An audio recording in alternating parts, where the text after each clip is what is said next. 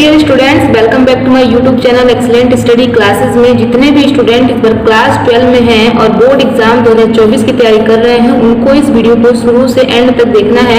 इस वीडियो में हम आपको top 3 most important central idea को बताने वाले हैं जो आपके बोर्ड एग्जाम 2024 के लिए बहुत ही इंपॉर्टेंट है।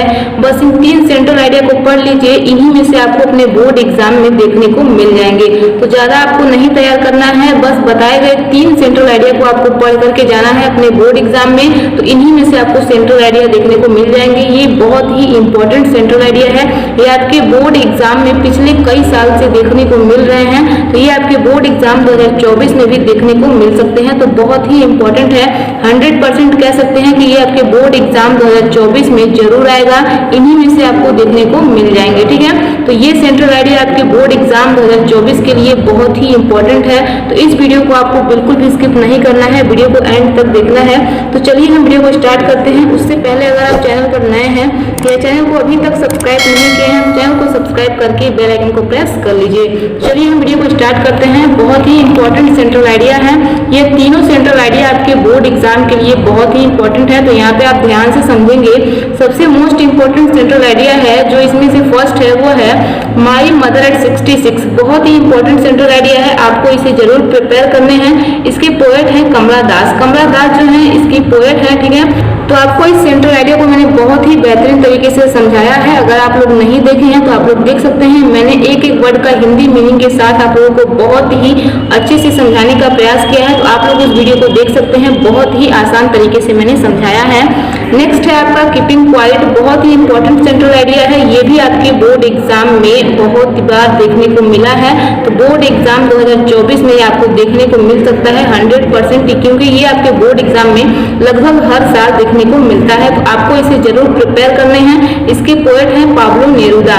तो आपको इन 2 सेंट्रल आइडिया को तैयार करना है। मैंने ऑलरेडी वीडियो बना दिया है, अगर आप लोग नहीं देखे हैं तो देख लीजिए। इसका लिंक इस वीडियो के डिस्क्रिप्शन में आपको मिल जाएगा, या फिर आप यूट्यूब पर भी सर्च कर सकते हैं my mother eight 66 by excellent study classes. तो वहाँ पे आपको वीडियो मिल जाएंगी, आप वहाँ पर देख सकते हैं। ठीक है, और इस वीडियो में हम आपको बताने वाले हैं और थिंक ऑफ ब्यूटी। बहुत ही इंपॉर्टेंट सेंट्रल आइडिया है जिसके पोएट हैं John Keats.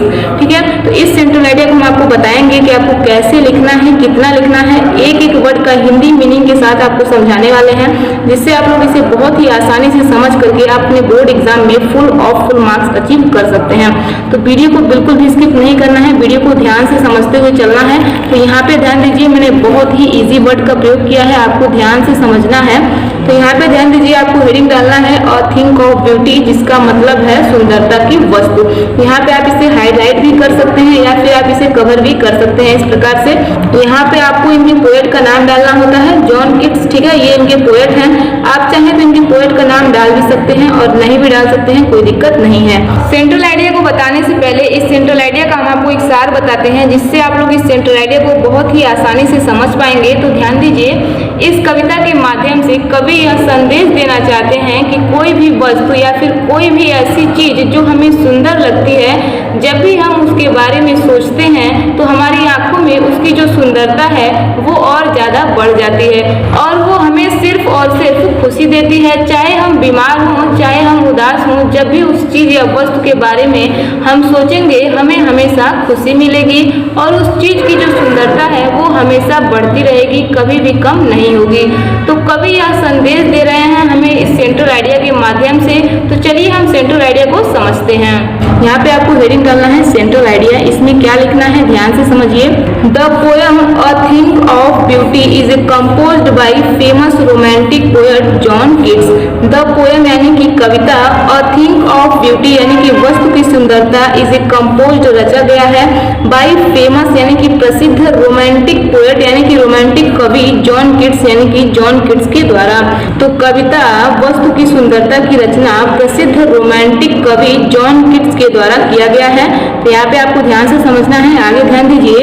He says that, वह कहते हैं कि, कौन कहते हैं यानी कि कवि कहते हैं कि अ थिंक ऑफ ब्यूटी यानी कि वस्तु की सुंदरता, गिफ्ट्स यानी कि देती है, और जॉय फॉर एवर यानी कि हमेशा के लिए खुशी, एंड नेवर एंड और वह कभी भी खत्म नहीं होती। तो वह कहते हैं कि वस्तु की जो सुंदरता है वह हमेशा के लिए खुशी देती है, एंड नेवर एंड्स और वह कभी भी खत्म नहीं होती। आगे ध्यान दीजिए, आगे है इंस्टीड यानी कि इसके अलावा इट गिव्स अस, यह हमें देती है पॉजिटिविटी यानी कि सकारात्मकता एंड मोटिवेशन यानी कि प्रेरणा। तो इसकी वजह जो है वस्तु की सुंदरता हमें क्या देती है, पॉजिटिविटी देती है यानी कि सकारात्मकता देती है और मोटिवेशन यानी कि प्रेरणा देती है।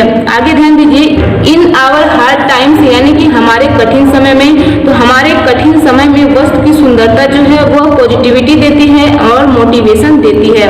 आगे ध्यान दीजिए, व्हेन देयर सीन यानी कि जब प्रतीत होता है ups and down in the life, जीवन में उतार चढ़ाव, तो यानी कि जब जीवन में उतार चढ़ाव प्रतीत होता है, जीवन में उतार चढ़ाव आता है, और थिंक ऑफ ब्यूटी यानी कि सुंदरता की वस्तु गिफ्ट्स यानी कि देती है इनकरेजमेंट यानी कि हौसला, टू मूव फॉरवर्ड यानी कि आगे बढ़ने के लिए, and work of out for the betterment और अच्छा करने के लिए प्रेरित करती है। तो वस्तु की सुंदरता जो है जब जीवन में उतार चढ़ाव आता है तो वह हमें क्या देती है, हौसला देती है, टू मूव फॉरवर्ड यानी कि आगे बढ़ने के लिए, and work of out for the betterment और अच्छा करने के लिए प्रेरित करती है। ठीक है, बहुत ही इंपॉर्टेंट है, ध्यान से समझते हुए चलिए। नेचर आल्सो टीच अस, प्रकृति भी हमें सिखाती है, this all things develop positivity, इन सभी चीजों से सकारात्मकता का विकास होता है। आगे ध्यान दीजिए,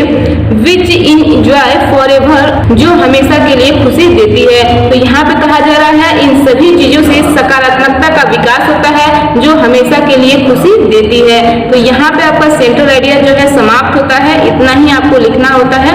बहुत ही आसान तरीके से मैंने आपको समझाने का प्रयास किया है, आई होप आप लोग इसे समझ पाए होंगे। एक एक वर्ड का हिंदी मीनिंग के साथ मैंने आपको समझाया है, आई होप आप लोग इसे अच्छे से समझ पाए होंगे।